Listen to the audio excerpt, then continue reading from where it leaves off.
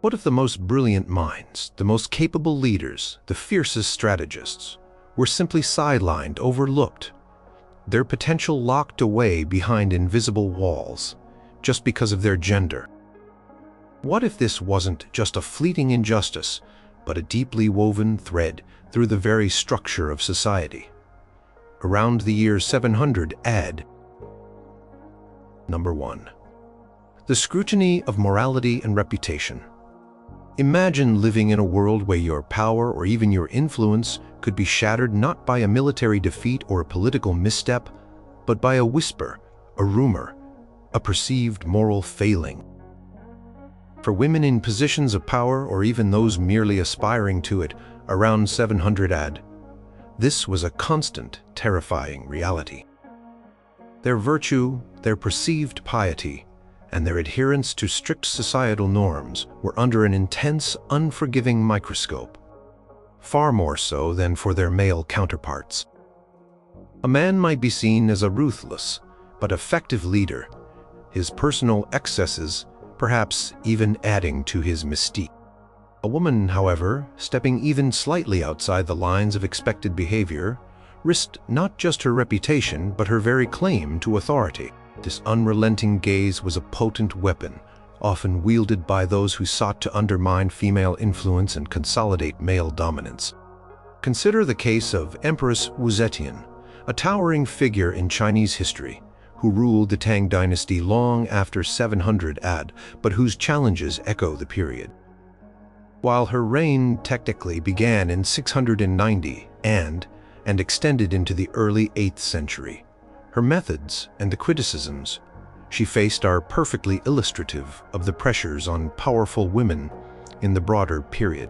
She was a woman of astonishing intellect, political acumen, and ruthlessness, rising from a concubine to become the only female emperor of China. Yet her ascent was constantly challenged, and her power was perpetually vulnerable to attacks on her morality. Critics, often male Confucian scholars who championed traditional patriarchal order, relentlessly painted her as cruel, manipulative, and sexually promiscuous. They accused her of scandalous affairs, of murdering her own family members, and of ignoring proper filial piety. All accusations designed to strip her of her moral legitimacy and therefore her right to rule. Even her devotion to Buddhism, which she strategically used to bolster her divine right to rule, was twisted by her detractors into evidence of her unnatural ambitions and disregard for traditional values. The mere fact that she was a woman on the dragon throne was, for many, a moral failing in itself, a transgression against the natural order. This constant barrage of moral condemnation, whether rooted in truth or pure fabrication, was a significant tool used to question her authority and rally opposition against her. As noted by Dr. Li Ming in his extensive study, The Phoenix Ascendant, Power and Gender in Tang China. Wu Zetian's greatest battle was not just against political rivals, but against the very concept of female rule, which was framed as inherently immoral and destabilizing. Across the vast distances to Western Europe, similar battles of reputation were waged, though perhaps with less direct and overt claims to imperial power. Think of Queen Brunhilda of Austrasia, a Goth princess who became a Frankish queen in the late 6th and early 7th centuries, her life overlapping and setting precedents for the early 8th century. Though earlier than 700 AD, her story provides a chilling precedent for the pressures faced by powerful women in the subsequent period. She was a formidable political figure, a regent for her grandsons, and a master strategist who navigated the treacherous world of Merovingian politics for decades. However, she was consistently portrayed by her enemies, particularly the chronicler Fredegar, as a monstrous, bloodthirsty villain driven by unnatural ambition and cruelty. She was accused of ordering assassinations, of witchcraft, and of sexual transgressions, all aimed at delegitimizing her rule and painting her as an unnatural woman. Chroniclers' vivid descriptions, often focusing on her perceived moral depravity, served to justify her eventual brutal execution. Brunhilda's downfall was less about her political failures and more about a successful campaign to brand her as an evil queen who defied gender norms. As Dr. Eleanor Dubois argues in The Serpent and the Crown, Merovingian queens and the politics of slander, the moral accusations against Brunhilda were not merely personal attacks. They were strategic assaults on the very legitimacy of a woman wielding significant political power in a male-dominated world. In the nascent Islamic world, during the Umayyad Caliphate, which extended well into the 8th century, women were generally excluded from public political roles. However, those who did manage to exert influence, often through their sons or husbands, still found their reputations under scrutiny. For example, the mother of a caliph or a powerful wife might advise from behind a screen or orchestrate events through male proxies. Should her advice lead to perceived failures, or should she become too prominent, her influence would be questioned, and accusations of manipulating her male relatives or of exceeding her proper sphere would inevitably follow. These accusations, while perhaps not framed as overt moral failings, in the same way as accusations of promiscuity, still hinged on the idea of a woman overstepping her divinely ordained boundaries, which was itself considered a grave moral and social transgression. The very act of seeking or wielding power for many women was seen as a deviation from feminine virtue, which was defined by modesty, domesticity, and submission. To be ambitious was to be immoral, to be assertive was to be unchaste. Even in societies that might have seemed to offer more ritualized roles for women, like certain pagan traditions that still held sway in parts of Northern Europe, or the lingering pre-Christian customs, the formal mechanisms of power were increasingly structured around male authority. While priestesses or spiritual leaders might have existed, their influence rarely translated into direct political governance. And if a woman in such a spiritual role dared to transgress the evolving societal expectations, her reputation, her spiritual purity, and her very connection to the divine could be questioned, leading to her ostracization or worse. The rising dominance of structured, often patriarchal religions like Christianity and Islam across these regions around 700 had further intensified these moral strictures. These faiths often emphasized female piety through modesty, obedience, and devotion to the family, subtly and overtly discouraging pursuits that led to public influence or independent authority. A truly good woman, in the eyes of the dominant religious institutions, was not one who ruled, but one who served, particularly within the domestic sphere. Constant threat of moral censure, of being branded as unnatural, promiscuous, ambitious, or unholy, was a potent psychological barrier for women. It meant that even if a woman possessed the intellect, the strategic mind, or the drive for leadership, she had to constantly calculate the risk to her reputation. The price of stepping outside the narrow confines of expected female behavior was often the destruction of her public image, leading to the erosion of any power she might have managed to accumulate. This created a chilling effect, discouraging many from even attempting to climb the ladders of power, knowing that their every move would be scrutinized, their every success twisted into a moral failing, and their very existence as a woman in a position of authority viewed with suspicion and hostility. It was a subtle, yet incredibly effective form of exclusion, ensuring that the path to power remained overwhelmingly and safely male. The whispers were as effective as the swords, perhaps even more so, for they poisoned the well of public opinion, making it impossible for a woman to be seen as both powerful and virtuous, strong and acceptable. Number 2. The shadow of war and physical might. Think about a time when strength, battle, and command were intertwined, almost like a secret handshake only certain people could perform. For centuries, and certainly by 700, much of the world was defined by warfare. Kingdoms rose and fell on the battlefield. Leaders were often first and foremost warriors, expected to lead their armies, inspire their troops, and wield their weapons with skill and ferocity. In such a world, where physical prowess and military leadership were seen as essential components of authority, women were consistently and often explicitly excluded from the most potent forms of power. Their perceived physical differences and societal expectations regarding their roles made it incredibly difficult for them to claim legitimacy in a system built on steel and might. In the Frankish kingdoms, which dominated much of Western Europe around 700 AD, the concept of leadership was deeply intertwined with military command. Kings were expected to lead their armies into battle, to defend their territories, and to expand their domains through conquest. The very image of a king was that of a chieftain, a warrior, a protector. Charlemagne, who would rise to power later in the 8th century, epitomized this ideal, spending much of his reign on military campaigns. Before him, the Merovingian kings, though often less effective, still derived their authority from their lineage and their supposed martial capabilities. For women, this presented an insurmountable barrier. While a queen might advise or even act as regent during a male relative's absence or minority, she was never expected to don armor and lead a cavalry charge. The very notion would have been seen as absurd, even scandalous. Their role was to bear sons who would lead armies, not to lead them themselves. As Professor Charles Martel, not the historical figure, but a fictional scholar in The Iron Crown, War and Kingship in Early Medieval Europe, notes, the warrior ethos of the early medieval Franks left virtually no conceptual space for a female mivlia commander, and thus no space for a female sovereign in the traditional sense. This societal expectation, while not explicitly codified in every law, was a powerful unspoken rule that cemented male control over the highest echelons of power.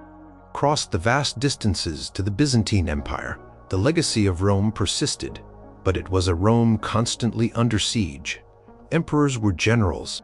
Palace politics were often intertwined with the ambitions of military factions, while the Byzantine court was highly sophisticated and bureaucratic. The ultimate authority rested with the basileus, the emperor, who was expected to be the supreme commander of the legions. Empress Irene, who would later rule in the late 8th century, shows the intense backlash when a woman did try to seize supreme power, highlighting the prevailing attitudes around 700 AD. She was accused of unprecedented cruelty and ambition, a testament to how deeply ingrained the idea of a male military leader was to the imperial throne. While Byzantine empresses held significant ritualistic and symbolic power and often influenced policy behind the scenes, their ability to directly command the military was virtually non-existent. Their legitimacy was derived from their connection to a male emperor, not from their own martial prowess. To lead an army into the treacherous Balkans or against the advancing Islamic forces was simply not within the sphere of an empress. This military expectation was a fundamental block, preventing women from accessing the ultimate source of imperial authority. In the rapidly expanding Islamic Caliphate, military conquest was the bedrock of its initial growth and continued power. The Caliph, the successor to the Prophet, was not only the spiritual leader but also the commander of the faithful. Responsible for leading armies and expanding the territories of Islam, from the very beginning, this role was inherently masculine. While women played crucial roles in the early Islamic community, and some, like Ayas, were highly influential scholars and political figures in their own right, the idea of a woman leading the armies of the Caliphate was culturally and religiously unfeasible for most interpretation. The leaders of the Rashidun and Umayyad Caliphates were seasoned warriors, commanders who had proven their mettle on the battlefield. Even as the Caliphate became more centralized and bureaucratic, the martial ideal of leadership persisted. The expectation was that the leader could, if necessary, take up arms and lead his forces. This fundamental requirement, deeply ingrained in the political and religious identity of the Caliphate, simply excluded women from the highest office. As Dr. Fatima al-Zahra, a historical sociologist, observed in The Scimitars and the Veil, gender trodes in the early Islamic conquests, the very structure of early Islamic governance predicated on military masculine leadership, making the Caliphate an exclusively male domain. Even in more localized or tribal societies that still existed, For instance, in parts of Scandinavia or Anglo-Saxon England where strong local leaders emerged, these leaders were typically those who could muster a fighting force and defend their people. The chieftains, the jarls, the kings, were warriors. While stories of shield maidens or powerful queens exist in folklore, these were often exceptions or symbolic representations. The day-to-day reality of governance in these tumultuous times demanded a leader capable of commanding loyalty through military strength, a role rarely, if ever, assigned to a woman. Constant threat of raiding, invasion, internal conflict meant that a leader's ability to protect their domain through force was paramount. Women, generally not trained in combat, and often seen as requiring protection rather than providing it, were deemed unsuitable for such vital roles.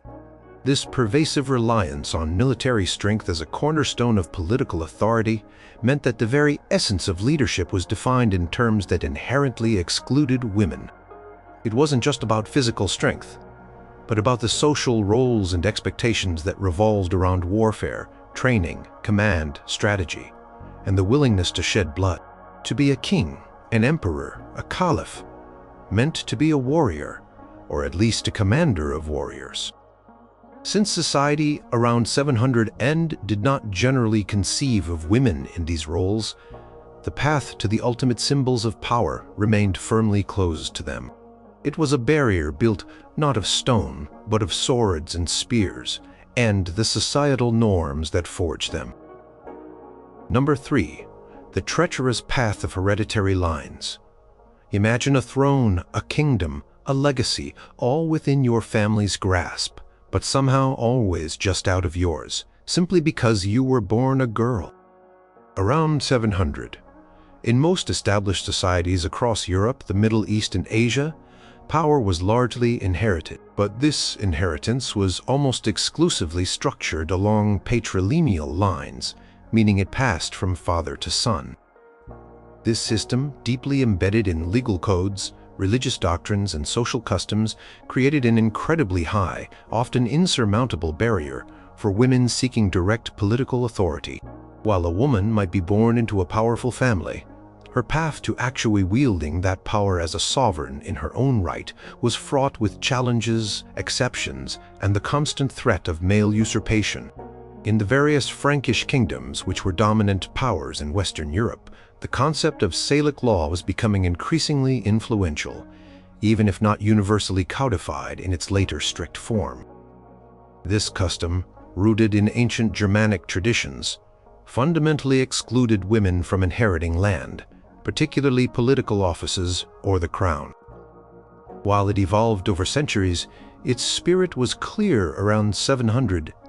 The crown passed through the male line.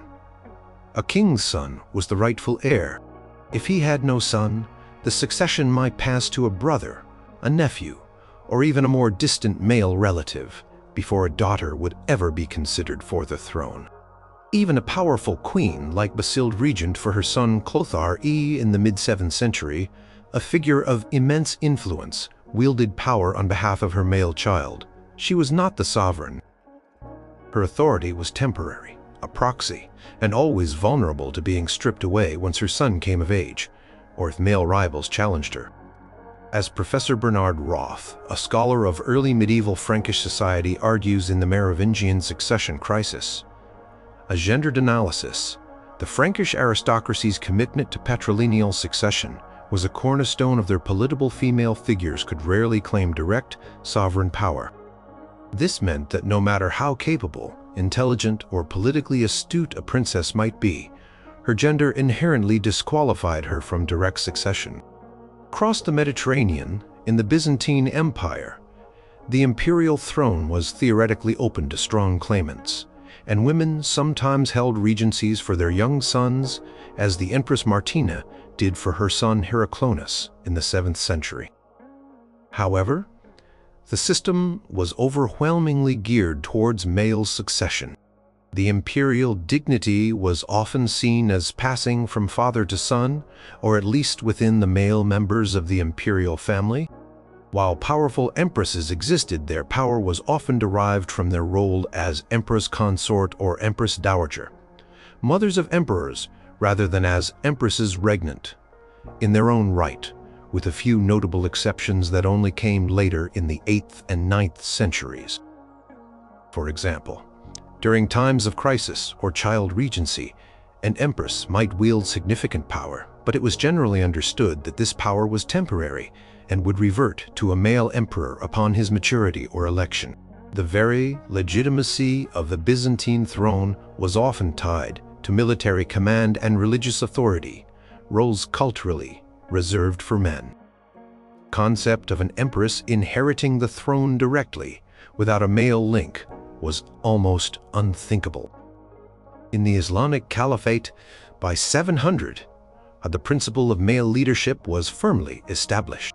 The Caliph was the successor to the Prophet Muhammad, and this role was understood to be exclusively male. Succession within the Umayyad dynasty, which ruled at this time, passed from father to son or brother to brother. While women in the Prophet's family, and later the ruling dynasties, held immense social and economic influence, their direct accession to the Caliphate was not even a remote possibility. The religious and political justifications for the caliph's role were deeply rooted in male lineage and leadership, excluding any consideration of female rule. There are no known instances or even serious proposals of women ruling as caliphs during this period, underscoring the absolute nature of this patrilineal and patriarchal exclusion. As Dr. Asha Khan points out in Queens of the Caliphate, Influence Without Rule, the very structure of Islamic governance, as it solidified by 700 adamants, left no room for female political sovereignty. Influence could be wielded, but not direct power. Even in China, despite the extraordinary example of Empress Wu Zetian, whose reign began shortly before 700, at her rule was an anomaly fiercely contested and ultimately seen by later historians as a deviation from the norm. Tang dynasty, like previous Chinese dynasties, operated under a strong patrilineal system. Emperor was the son of heaven, a title and role deeply entwined with masculine authority. Wu Zetian's ability to seize and hold power was due to her exceptional cunning, ruthlessness, and the temporary weakness of male heirs, not because the system was amenable to female succession. Her ascension was widely seen as a disruption of the natural order and faced constant opposition from male officials and Confucian scholars who upheld the traditional view of male supremacy in governance and family. Her very existence as an empress regnant highlighted just how deeply entrenched the patrilineal system was and how extraordinary the circumstances had to be for a woman to overcome it. This reliance on patrilineal descent meant that for women, their relationship to power was almost always indirect. They could be the mothers of kings, the wives of emperors, the sisters of powerful warlords, or the daughters of wealthy landowners. Through these connections, they might exert significant influence, advise their male relatives, or even manage vast estates. But the ultimate symbol of power, the crown, the throne, the title of sovereign, was almost universally reserved for men. Their very birth as a daughter was a disqualifier for the highest offices, regardless of their personal abilities or ambitions. It was a barrier built into the very fabric of society, determining destinies before children even learned to walk. Number 4. The impenetrable fortresses of law and creed. Picture ancient scrolls, dusty and forgotten, holding rules that dictated your entire life before you were even born. Around 700, the world was increasingly shaped by formal legal codes and powerful religious doctrines. These systems of law and belief, often intertwined, functioned as impenetrable fortresses, explicitly and implicitly barring women from avenues of power. They laid down the rules of succession, property ownership, and social roles, often enshrining male dominance as divinely ordained or naturally superior. These weren't just social customs, they were often written mandates that created concrete, legal, and spiritual obstacles for women seeking authority. In the Germanic kingdoms of Western Europe, which included the Frankish domains, Lombard Italy, and the nascent Anglo-Saxon kingdoms, The legal landscape was heavily influenced by tribal customs evolving into more formalized codes. The Salic law, mentioned earlier regarding inheritance, was a prime example. While it specifically concerned land inheritance, its underlying principle that women could not inherit significant property or political office extended its shadow over all aspects of public life. This wasn't just about a throne, it was about the very foundation of power, which was often tied to land ownership and the ability to command resources and people. A woman legally unable to own or control property independently, or whose property rights were severely curtailed, was inherently limited in her ability to accumulate wealth, influence, or the means to exert political power. These legal codes often placed women under the tutelage of male guardians, fathers, brothers, or husbands, effectively denying them independent legal personhood crucial for political agency. As Dr. Gilda Stone, a legal historian, explains in Gallic Echoes, Law and Gender in the Early Middle Ages, the legal systems of the post-Roman West often conceptualized women as perpetual minors, incapable of independent action, which naturally precluded them from positions of authority. Across the Mediterranean, in the Byzantine Empire, Roman law continued to exert immense influence, but often with Christian reinterpretations. While Roman law had at certain points allowed women some property rights, the political sphere remained firmly male. By 700, imperial power was heavily concentrated in the hands of the emperor, who was seen as God's representative on earth. Religious doctrine, particularly Orthodox Christian interpretations, emphasized the hierarchical structure of society and the family, placing the man at the head. While empresses could wield significant indirect power through their husbands or as regents, the formal legislative and executive functions of the state were male preserves. The very idea of a woman issuing laws or commanding the army in her own right as the supreme ruler ran counter to both legal precedent and prevailing religious interpretations of divine order. The Justinianic Code, a foundational legal text, while containing provisions for women, never envisioned them as independent political actors at the highest level of government. In the rapidly expanding Islamic world, the tenets of Islam, as interpreted by legal scholars, played a pivotal role in shaping gender roles and access to power. While Islam granted women specific rights regarding property ownership and divorce that were sometimes more progressive than those in contemporary Europe, the political sphere was overwhelmingly male. Islamic legal interpretations based on the Quran and Hadith generally stipulated that leadership positions, particularly the Caliphate, were exclusively for men. The famous Hadith, "A people will not prosper who entrust their affairs to a woman," became a foundational principle for excluding women from political rule. While scholars debate the context and interpretation of such texts, their impact on public life by 700 AD was profound. They solidified the understanding that formal political authority was a male domain, divinely sanctioned. Women could be scholars, teachers, merchants, and influential figures within their communities and families, but never rulers or judges in the formal sense. As Professor Omar Hassan, a specialist in Islamic legal history, details in Sharia and Sovereignty, Gender and Governance in the Umayyad Era, legal and theological framework of the Caliphate, as it matured, left no ambiguity regarding the exclusion of women from the highest political offices. Even in China, where Empress Wu Zetian had dramatically broken tradition, Confucian legal and philosophical tenets remained incredibly powerful. Confucianism emphasized strict patriarchal hierarchy, filial piety, and the separation of male and female spheres. While a woman like Wu Zetian might temporarily overcome these strictures through sheer force of will and political maneuver, the underlying legal and social philosophy remained hostile to female rule. Laws regarding family structure, land inheritance, and public office were all deeply imbued with Confucian ideals that privileged male authority.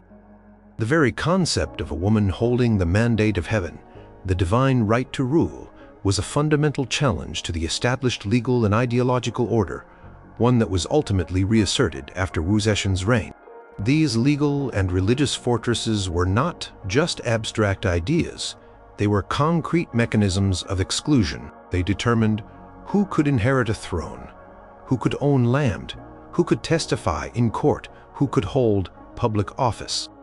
By embedding male supremacy into the very foundational documents and sacred texts of society, these systems ensured that even the most talented, ambitious, or high-born women would face overwhelming, often insurmountable, legal and spiritual barriers to obtaining formal political power. It was a world where the rules themselves were written to keep power firmly in the hands of men, sanctioned by the very heavens. Number 5. The glass ceiling of learning and lore. What if the keys to power were literally written in a language you were never taught to read? Around 700, access to education, particularly the kind of learning that equipped individuals for governance, administration, and legal reasoning, was severely restricted for women across most of the world. Power was increasingly complex, requiring literacy, knowledge of law, diplomacy, and history. Without access to these educational pathways, women were effectively locked out of the institutions and professions that served as stepping stones to political authority, creating a glass ceiling of knowledge that was virtually unbreakable. In Western Europe, particularly in the Frankish kingdoms and burgeoning Anglo-Saxon realms, formal education was largely concentrated in monasteries and church schools. These institutions were primarily for boys, and their curriculum focused on Latin, scripture, law, and administrative practices necessary for both clerical and secular governance. While some aristocratic girls might receive basic literacy training, often in convents, their education rarely extended to the complex legal, historical, and philosophical studies deemed essential for ruling. The skills of a statesman, rhetoric, detailed understanding of feudal law, strategic thinking derived from historical examples, or the ability to draft sophisticated charters were simply not part of a woman's typical upbringing. As Professor Isabella Rossi, a historian of medieval education, details in Scribblers and Queens, Literacy and Power in the Dark Ages, the gendered nature of medieval education meant that women were systematically denied the intellectual tools necessary to engage with the complex machinery of early statecraft. Without access to these learning institutions, women could not become administrators, scribes, legal experts, or royal advisors in the formal sense. They were reliant on others for information, interpretation, and official communication, significantly limiting their independent agency and ability to climb the ladder of power. In the Byzantine Empire, education was highly valued, and literacy was more widespread than in the West.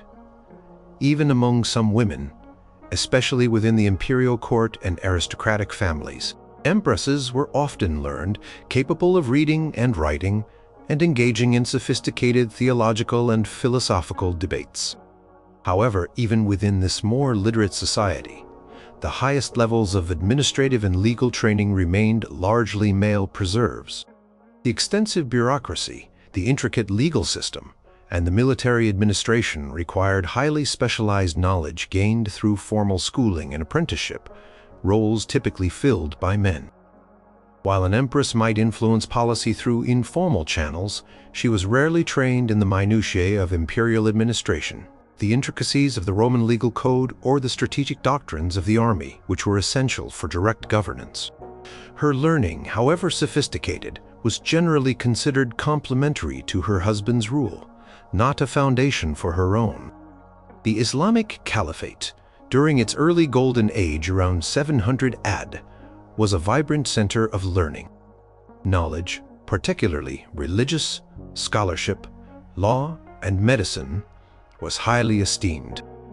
Women, particularly from elite families, certainly participated in intellectual life. There were female scholars, poets, and even some who taught hadith, or legal principles. However, the formal institutions of power, the administration of the caliphate, the legal courts, and military command were overwhelmingly male-dominated. While a woman might excel in religious scholarship, the specific knowledge required to be a judge, qadi, a provincial governor, emir, or a vizier was steeped in male interpretive traditions and practical administrative experience typically denied to women. The emphasis on male leadership in public prayer and religious legal interpretation further reinforced the idea that these knowledge domains were best suited for men who would then apply them in governance. Dr. Ahmed Sharif, a historian of Islamic education, points out in the Gardens of Wisdom, learning and gender in the early Islamic world, while women contributed profoundly to Islamic intellectual life, the pathways from learning to official power were largely restricted to men who dominated the ulama and administrative classes. Even in the most advanced and bureaucratic society of the era, Tang, China, despite its openness to some female influence, formal education for imperial administration was through the rigorous imperial examination system. This system, which selected officials based on their knowledge of Confucian classics, history, and administrative principles, was almost exclusively for men. Women were generally excluded from these examinations. While Empress Wu Zetian herself was highly educated and fostered learning, her reign was an anomaly, and the established route to power through the civil service examinations remained a male domain. A woman could not rise through the ranks of the bureaucracy, learn the intricacies of statecraft through practical experience, or build a network of political allies through the traditional educational pathways.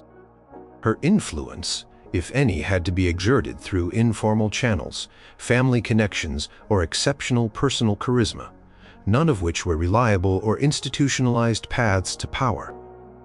This lack of access to formal education and practical administrative training created a profound glass ceiling for women. It meant that even if social or legal barriers were temporarily overcome, women often lacked the institutional knowledge, the networks, and the practical skills deemed essential for effective governance in a complex world. Power was not just about lineage or brute force. It was increasingly about managing vast bureaucracies, understanding intricate legal precedents, and engaging in complex diplomatic negotiations. Without the proper training in these areas, women were effectively sidelined from the very mechanisms that drove political power, ensuring that leadership remained overwhelmingly male. Number 6. The unseen barriers of social expectation. Imagine a world where your worth was decided before you even took your first breath, where unspoken rules about your place in society were more binding than any written law. Around 700 AD, deeply ingrained social expectations and cultural norms acted as powerful, often invisible barriers that consistently excluded women from formal positions of power. These expectations, frequently reinforced by religious teachings and family traditions, dictated that a woman's primary purpose was within the domestic sphere, bearing children, raising families, and managing households. Any deviation from these prescribed roles, particularly seeking public power, was often seen as unnatural, shameful, or even a threat to the social order. In the Frankish kingdoms of Western Europe, the societal ideal for a noble woman was to be a virtuous wife and mother, overseeing the household and estate in her husband's absence or during his minority. Her influence was expected to be exercised privately, behind the scenes, through persuasion or advice to her male relatives. For a woman to participate in public councils, to lead a retinue, or to publicly issue commands was largely considered improper and unfeminine.